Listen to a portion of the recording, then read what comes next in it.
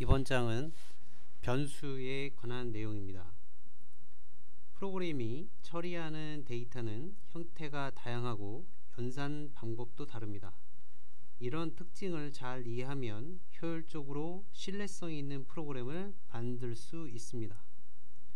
본 장에서는 프로그램에서 데이터를 메모리에 저장할 경우 어떻게 사용하는지 하는 방법에 대해 내용을 알아보도록 하겠습니다.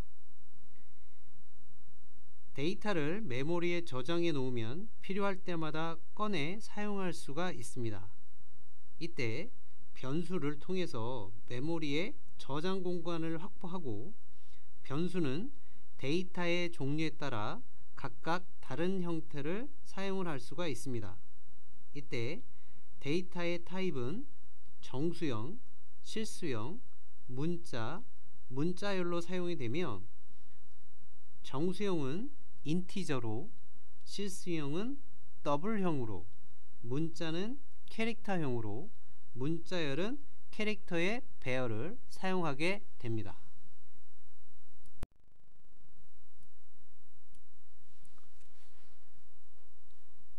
앞에서 설명드렸던 바와 같이 변수를 선언하는 방법으로 하나의 예를 보도록 하겠습니다. 먼저 프로그램 코드 소스에 보시면 변수의 선언부와 선언된 변수의 대입 연산자를 사용을 해서 해당되어지는 변수의 오른쪽 값을 저장하는 방법의 내용이 나와 있습니다. 세 번째 부분으로 변수에 입력되어진 데이터 값을 실행 결과로 화면에 출력하는 방법에 대한 출력부로 본 프로그램이 구성되어 있습니다. 먼저 변수 선언부에 a라고 하는 변수를 정수형으로, 즉 인티저형으로 선언을 했고, 두 번째 인티저형으로 b와 c라고 하는 변수를 동시에 선언할 수도 있습니다. 세 번째 선언부에는 da라고 하는 변수를 실수형, 즉 더블형으로 선언을 했고, 아랫부분에 나와 있는 ch라고 하는 변수는 문자형, 즉 캐릭터형으로 해서 선언을 하였습니다.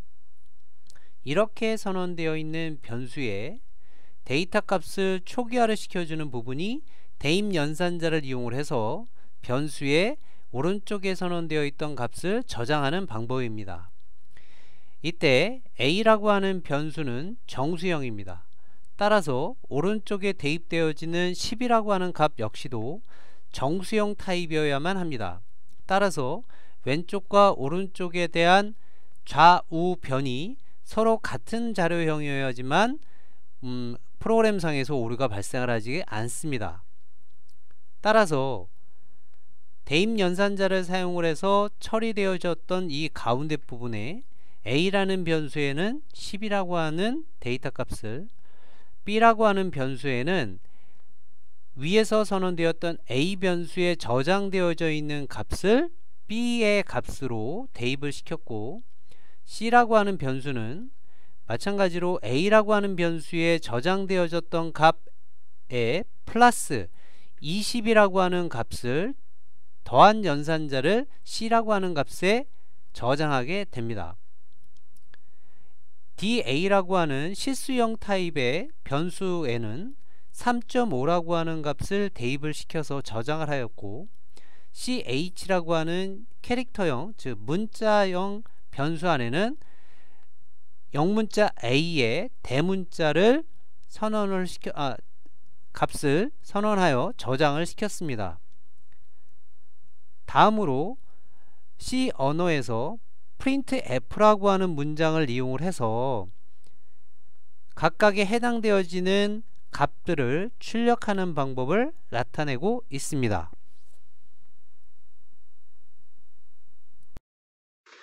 이번 페이지에서는 앞에 소스 코드를 작성한 후 컴파일 과정과 실행시키는 방법에 대해서 알아보도록 하겠습니다.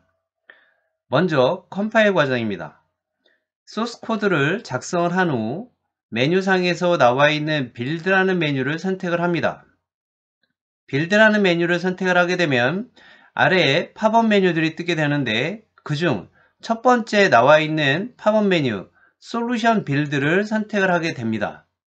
이렇게 해서 선택된 내용들이 컴파일 과정들을 거치게 되고 그 컴파일 과정은 통합개발 환경 안에 있는 아랫부분 출력이라고 하는 그 패널에 만약에 컴파일이 성공하게 된다면 빌드 성공이 화면에 나타날 것이고 만약에 컴파일상의 오류가 발생을 하게 되면 오류에 대한 실패라고 하는 메시지가 화면에 나타나게 됩니다. 앞에서 컴파일 과정을 거치고 난 후 컴파일상에 오류가 발생하지 않게 되면 우리는 실행 단계로 넘어가게 됩니다.